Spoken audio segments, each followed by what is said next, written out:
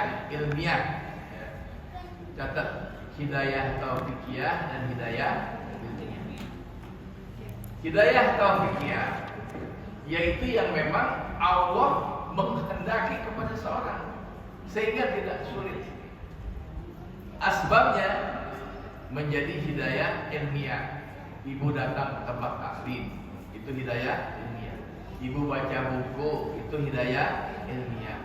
Ibu diajak teman, orang tua ibu diajak sama ibu sendiri, langsung meleleh. Oke, saya tertarik dengan Islam. Karena memang Allah yasrah sadrahu lil Islam. Tetapi wa may yurid ayyudillahu, siapa yang dikehendaki dibiarin sesat. Sebab kalau disesatkan Allah, kok Allah memberikan sesat? Nanti ibu tanya lagi. Enggak begitu.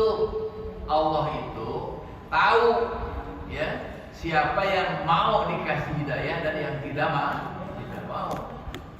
Maka yaj'al sadrahu dhayyqan, Allah jadikan dadanya menjadi sempit. Sejuta alasan ada. Sejuta alasan. Susah. Memang susah sekali. Seperti kanama yas'adu bis-sama, seperti sulitnya naik langit. Tetapi kemudian Rasulullah SAW menjelaskan begini.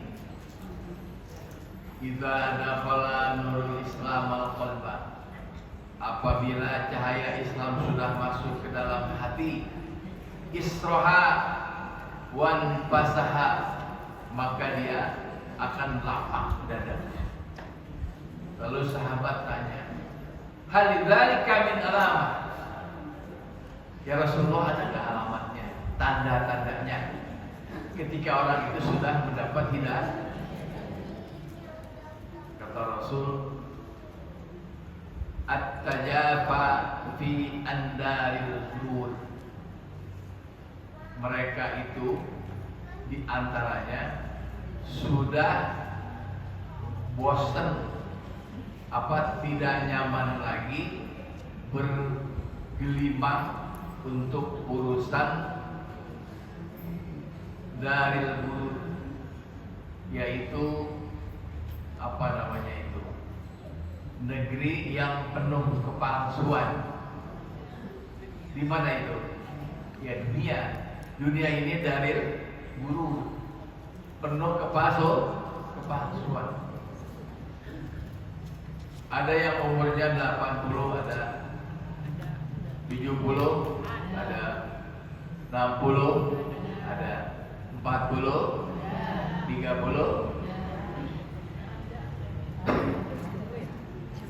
Kenapa disebut kampung kepalsuan? Dari guru semua palsu. Katanya kalau orang yang punya banyak uang itu bahagia, nyaman deh kalau punya uang. Banyak juga yang punya uang sebentar banget. Dia berjuang dari muda sampai 40 tahun baru berhasil di usia 60 misalnya. Jadi dia orang kaya di usia 60. Tetapi pada usia itu ternyata begitu kata dokter, bapak jangan makan daging. Daging kambing nggak boleh, daging sapi nggak boleh, soto nggak boleh, soto Betawi nggak boleh, kacang nggak boleh, tahu nggak boleh, uang supaya bisa bersedekah. Uangnya dihemat supaya bisa bayar zakat. Itu cakep, tidak mau boros. Karena yang namanya boros alias mubazir, temannya setan. Tapi kalau pelit mah beda. Boro-boro sedekah, zakat juga tidak mau. Bahil dan takut mati.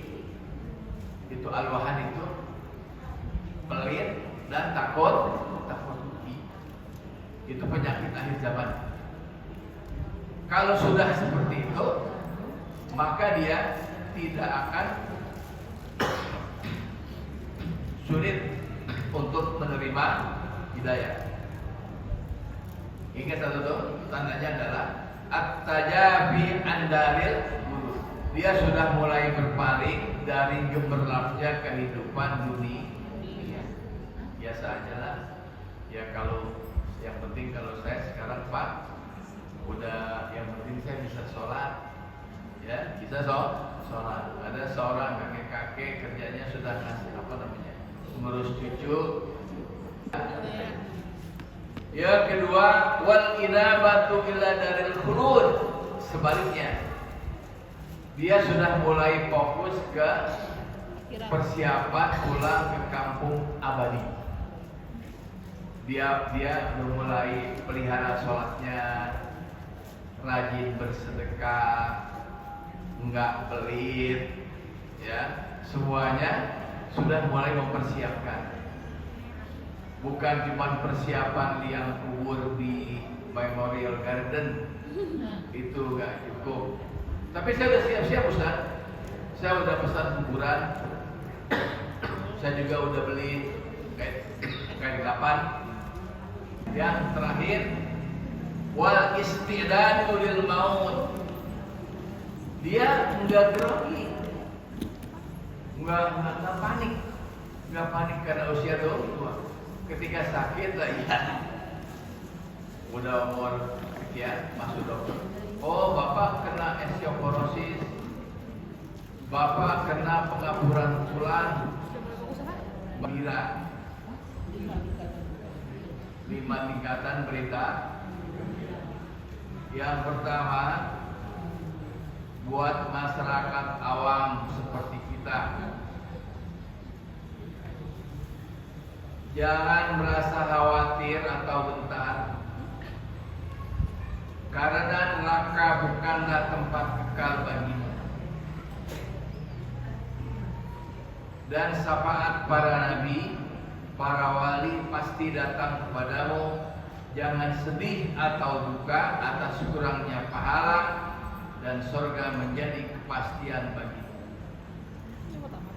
Jadi memang umat Muhammad bukan penghuni neraka. Iya, pasti Bu. Kalaupun ibu nggak sempet, makanya lagi-lagi tadi tuh ya sudah mulai fokus ke dari gurur, ya. Sebab dia sudah mulai nyantai hidupnya. Jadi kata Rasul, karena neraka itu bukan tempat kalian. Kalaupun kalian lalai, bukan tempat yang abadi di neraka. Amin ya Allah. Kalaupun sampai masuk neraka, bukan tempat selamanya. Akan diangkat sesuai dengan kadar dosa yang ditebusnya. Walaupun kita nggak akan kuat, walaupun ini pelaku ahli ibadah yang ikhlas. Janganlah khawatir tidak diterimanya amal atau ibadatmu, ataupun kurangnya pahala, bahkan pahalamu berlipat ganda. Pahala berlipat. Kenapa begitu? Banyak sekali fasilitas yang Allah berikan. Ada bulan Ramadan. Kepada mereka yang bertobat, janganlah dosa-dosamu kau risaukan, pasti diampuni, dan jangan khawatir kekurangan pahala, karena sudah taubat amalmu pasti dibalas pahala.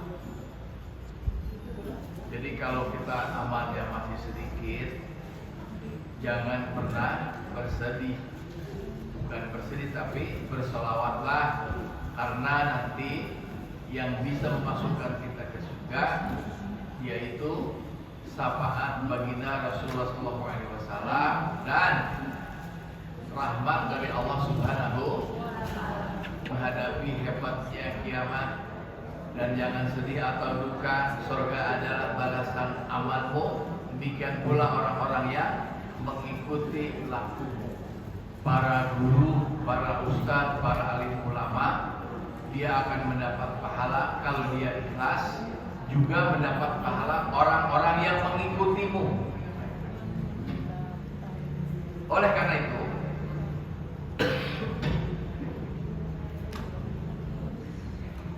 boleh dibuka surat Fussilat ayat 30. Surat Fussilat ayat 30.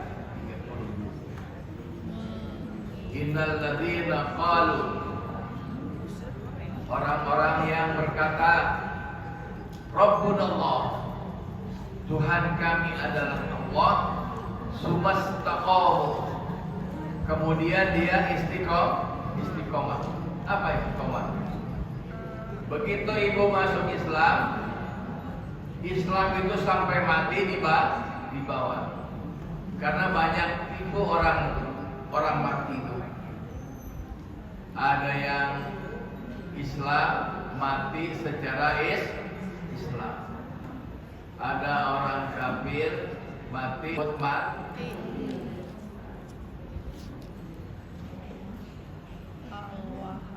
ke yang terakhir ini, ya, supaya kita sama-sama mendapat berita gembira dari mana? Amin ya rabbal. Amin. Nahnu awliya'ukum, kami pelindungmu dalam kehidupan dunia, fitnah di dunia wa fil akhirah. Siapa yang bilang begitu? Allah Subhanahu wa ta'ala. Makanya belajar dari sekarang, belajar untuk meraih hidayah Allah Subhanahu wa ta'ala. Mudah-mudahan hidayah itu masuk ke dalam diri kita sampai kita mati. Amin ya rabbal. Walakum biha ma tastahi anfusukum walakum biha ma tad'un. Kami pelindungmu dalam kehidupan dunia dan kelak di akhirat. Bagi kalian apa saja yang diinginkan dan diminta pasti ada di dalamnya. Maksudnya di dalam surga itu semua serba ada. Modalnya adalah yang tadi itu, hidayah harus dicari supaya mendapat 3 tanda tadi. Tidak terlalu cinta banget sama dunia yang kemudian menjadi pelit, menjadi arwahan, takut mati. Kenapa takut mati? Karena kalau orang kaya itu dia kan berpisah dengan kekayaannya, ya. Sampai ada, ini kisah nyata, dia udah sakit parah, sakit parah. Ketika dia tidur, dia ditemani sama pembantunya. Pembantunya ngelirik, dia ngelirik, pembantunya ngambil dompet, ya kan? Ngambil dompet, diambil. Begitu diutang, begitu dihitung, uangnya kurang 183.000, kurang. Dipleter, kamu berapa lama jadi pembantu saya? Sekian